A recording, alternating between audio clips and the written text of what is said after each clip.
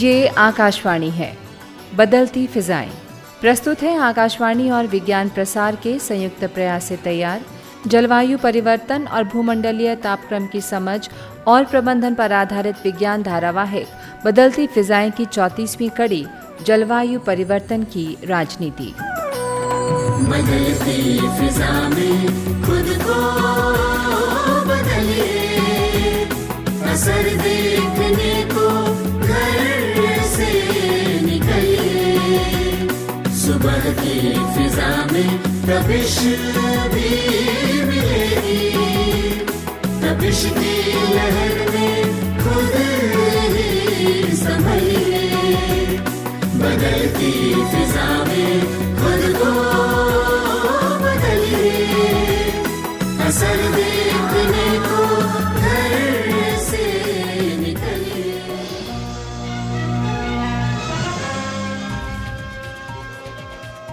मधुश्री, क्या बात है, ऐसे क्यों देख रही हो? आश्चर्य की बात है, पापा टीवी जो देख रहे हैं। What a great surprise! अरे मधु, ऐसा नहीं है भाई। दरअसल मैं समाचार देखने के लिए अपनी बारी का इंतजार कर रहा हूँ। मैं समझी समाचारों की लाइन में हूँ। मधु, अपने पापा को क्रोध मत दिलाओ। अच्छा ठीक है। मैं तो बस ये बताने के लिए चली आई थी कि चाचा जी आप लोगों को याद कर रहे हैं। आलोक? हाँ, आलोक चाचा, वो कोलकाता में ही है। क्या, कोलकाता में? और मुझे बताया भी नहीं। किस काम से आए हुए हैं? वो सब एक शादी में आए हुए हैं। अच्छा, यहाँ घर पर नहीं आ रहे? कमाल है, वो यहाँ है और हमें बताया तक नहीं। हाँ। पापा, अब इतना सीरियसली भी मत लो। चाचा आप लोगों से बात करना चाह रहे थे, पर आपका फोन ही नहीं लग रहा था। कह रहे थे कि कल सुबह बात करेंगे। अच्छा, चाचा कह रहे थे कि एक अर्जेंट काम है। कोई गंभीर मसला है क्या? सब ठीक तो है ना? ओहो मम्मी, आप ना हर मामले को इतना बड़ा बना देती हो। चिंता मत करो, सब कुछ ठीक है। मधु, समय पर सब कुछ समझ में आ जाएगा। पापा, मैं बड़ी हो गई हूँ, कोई दूध पीने वाली बच्ची नहीं हूँ। अब छोटी छोटी बातों पे चिंता करना सेहत के लिए भी ठीक नहीं है। अच्छा माँ, मैं अपने प्रोजेक्ट पे काम करने जा रही हूँ और मुझे 10 मिनट के बाद ही खाने के लिए कहना। अच्छा बाबा, अच्छा। अरे देवी, मुझे तो बहुत चिंता हो रही है। क्या बात हो सकती है? आलोक पर मुझे गर्व है, वो कभी दूसरों को परेशान नहीं करता। फिर क्या काम हो सकता है? अच्छा, कल सुबह सारी बात करते हैं। आज क्यों नहीं उससे फोन पर बात करते हम, हैं? चलो फिर, ठीक कह रही हो, चलते हैं।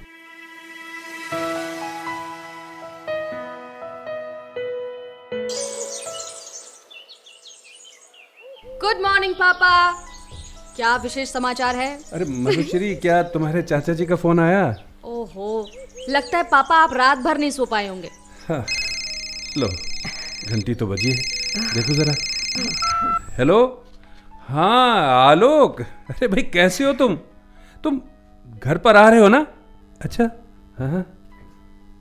हाँ मैं समझ गया। ठीक है भाई।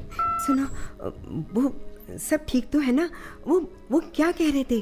अरे वो जल्दी में थे और हवाई अड्डे से ही फोन किया था। कह रहे थे सब ठीक है। और आश्चर्य की बात देखो, कह रहे थे वो गांव लौटना चाहते हैं। मैं कुछ समझी नहीं। क्या वो गांव में ही स्थायी निवास बनाना चाहते हैं? अरे आलोक ने जो एक बार ठान लिया ना, करके ही मानता है। हो सकता है अपना दिल्ली का मकान बेचकर अपने गांव चला जाए। पर पापा, वो तो कई सालों के बाद आ रहे हैं, क्या वहाँ के माहौल में कल्याणी चाची एडजस्ट हो पाएंगी? अरे क्यों नहीं, साफ सुथरी हवा और पानी, खाने को ताज़ा सब्जियां और घर के तालाब में मछलियां, मजा आ जाएगा उनको।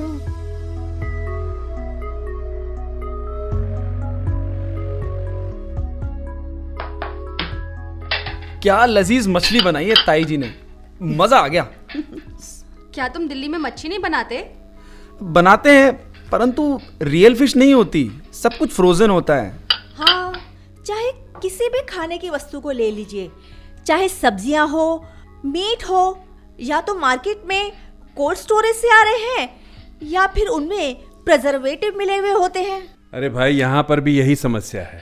आजकल स्थानीय स्तर पर मिलने वाली मछलियों की उपलब्धता कम होती जा रही है। लोगों ने आंध्र प्रदेश और उड़ीसा के कोल्ड स्टोरेज से आने वाली मछलियां खानी शुरू कर दी हैं। अब यहाँ कोई भी सुरक्षित नहीं है। दादा, अभी तो शुरुआत है, हमारा अस्तित्व ही खतरे में पड़ गया है। तुम ठीक कह रहे हो, पर हम कर भी क्या सकते हैं?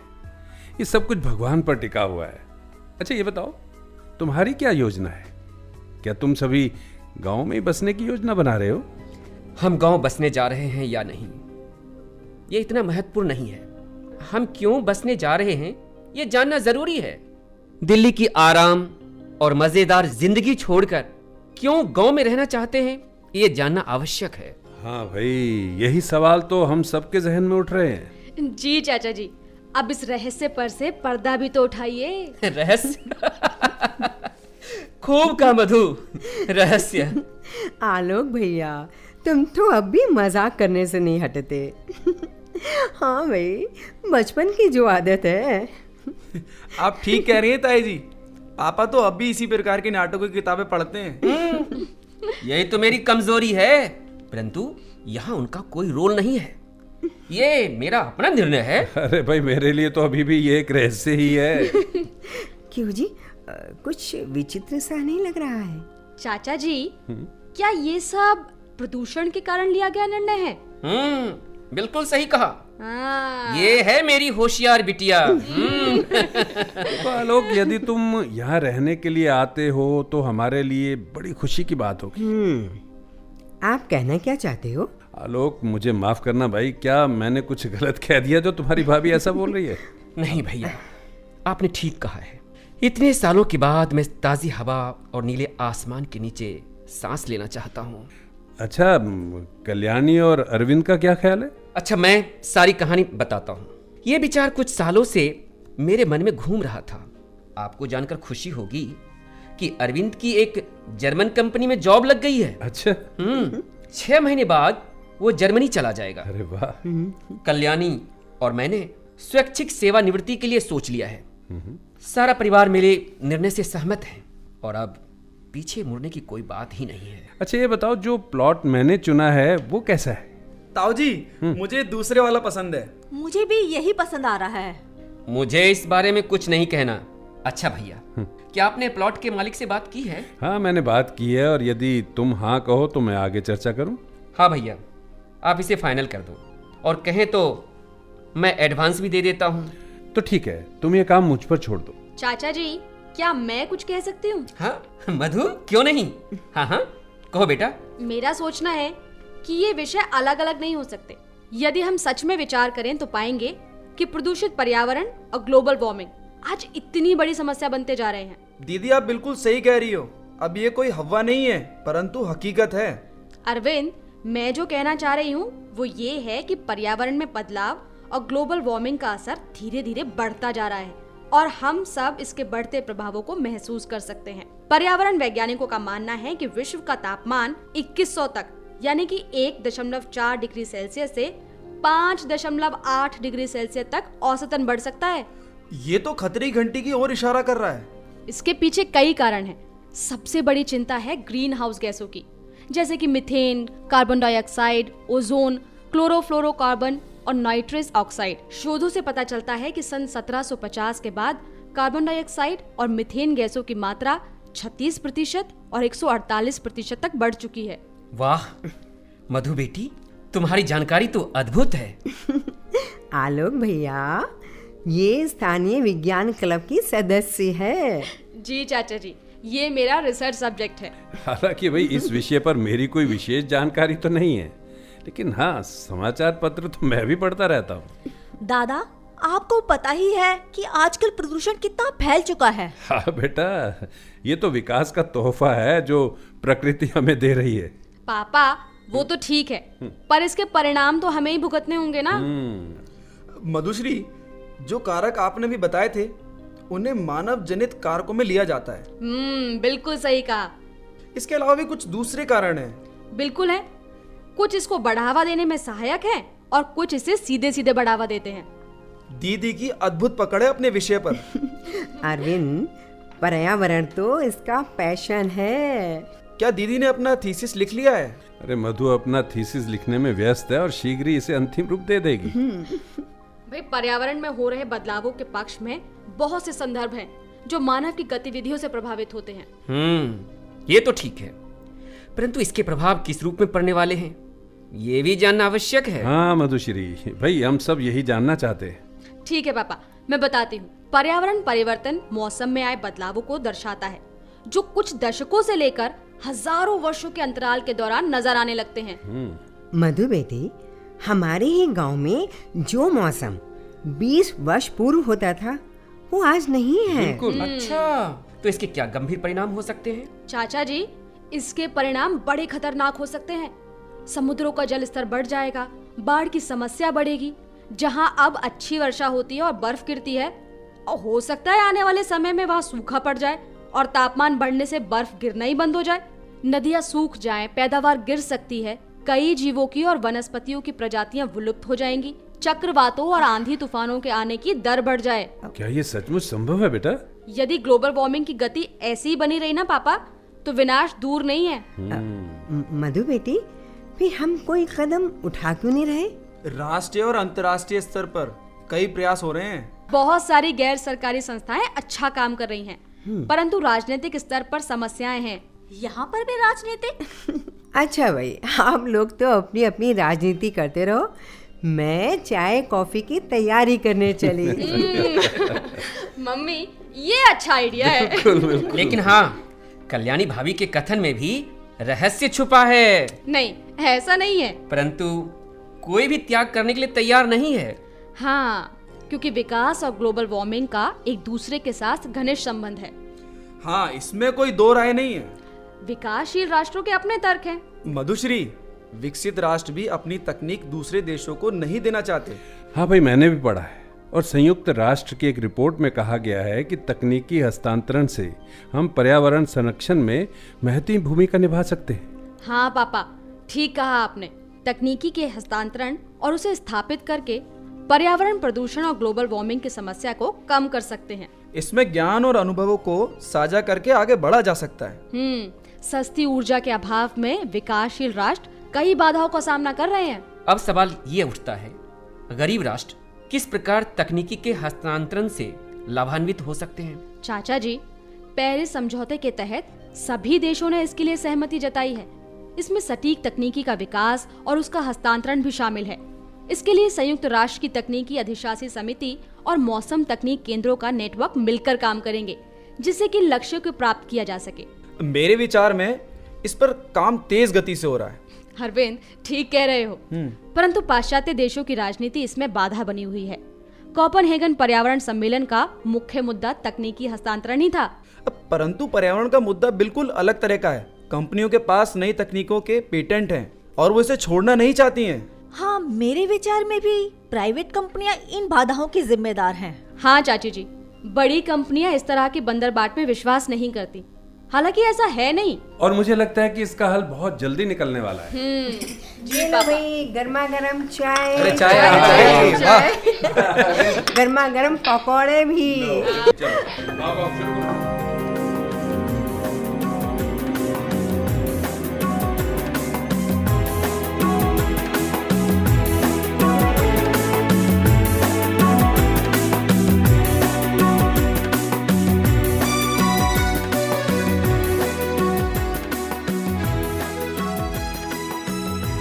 बदलती फिजाएं। अभी आप आकाशवाणी और विज्ञान प्रसार के संयुक्त प्रयास से तैयार जलवायु परिवर्तन और भूमंडलीय तापक्रम की समझ और प्रबंधन पर आधारित विज्ञान धारावाहिक बदलती फिजाएं की 34वीं कड़ी सुन रहे थे।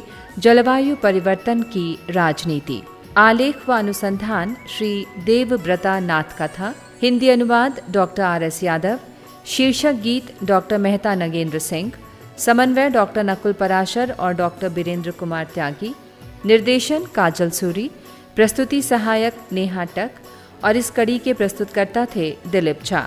भाग लेने वाले कलाकार थे दिनेश वर्मा, नीरू अग्रवाल, प्रियंका शर्मा, प्रवीण भारती, उर्मिला और विशाल कुमार। साथियों, भी जाइए नहीं, अब समय है आपसे किए जाने वाले प्रश्नों का। हम आपसे 2 प्रश्न पूछेंगे और सही उत्तर भेजने वाले श्रोताओं को लकी ड्रॉ द्वारा निकाले गए परिणामों के आधार पर विज्ञान प्रसार द्वारा आकर्षक पुरस्कार दिए जाएंगे।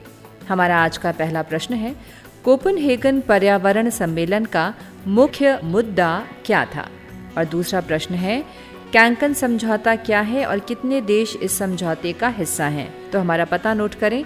विज्ञान धारावाहिक बदलती फिजाएं द्वारा निदेशक विज्ञान प्रसार, A50 institutional area, sector 62, Noida 201309। आप अपने उत्तर हमें ईमेल द्वारा भी भेज सकते हैं। हमारा ईमेल पता है radio@vigyanprasar.gov.in। श्रोताओं, हमें इंतज़ार रहेगा आपके पत्रों का। जवाबों के साथ अपना पूरा नाम, पता, आयु, व्यवसाय अवश्य लिखें। यदि विज्ञान क्लब से जुड़े हैं तो कुल सदस्यों की संख्या लिखना ना भूलें। हाँ, अगर आपके मन में कोई प्रश्न या जिज्ञासा हो तो वो भी लिख भेजिएगा। धारावाहिक बदलती फिजाएं की अगली कड़ी आप अगले सप्ताह इसी दिन और इसी समय सुन सकेंगे। नमस्कार। बदलती फिजा में खुद को बदलिए, असर देखने को घर से निकलिए। सुबह की फिजा में तपिश भी मिलेगी, तपिश की लहर में खुद ही संभलिए। बदलती फिजा में खुद को बदलिए, असर देखने को घर से निकलिए।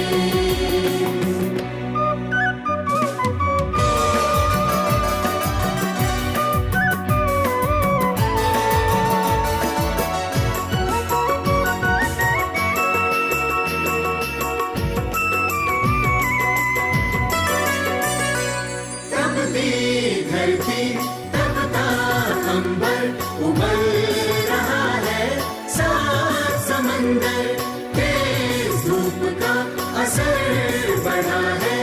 क्रोध सूर्य का शिखर चढ़ा है, नदी भी तरसने लगी पानी के लिए। हिमखंड की तरह अब खुद तो पिघलिए।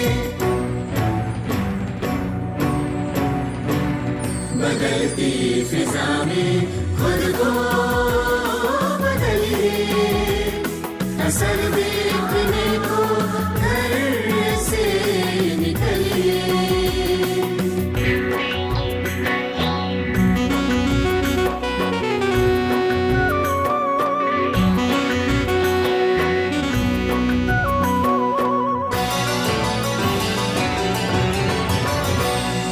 दिन पर दिन ये मौसम खूब सताएगा, कौन जाने कैसा गुल खिलाएगा।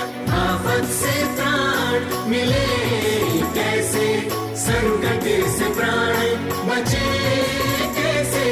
ताप यहाँ का कम हो कैसे, खोज रहा जग इसका मंत्र। बदलती फिजा में खुद को बदलिए, असर देखने को घर से निकलिए।